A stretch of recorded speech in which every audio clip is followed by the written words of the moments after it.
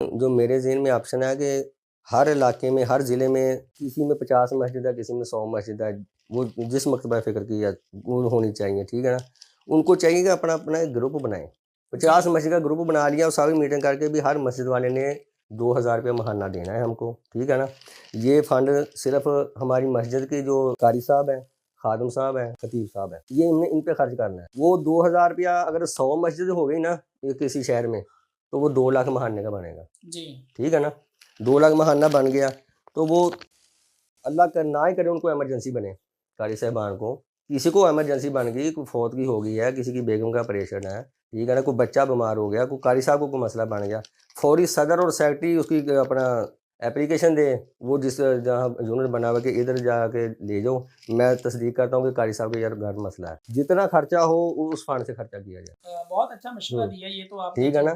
جب بھی قاری صاحب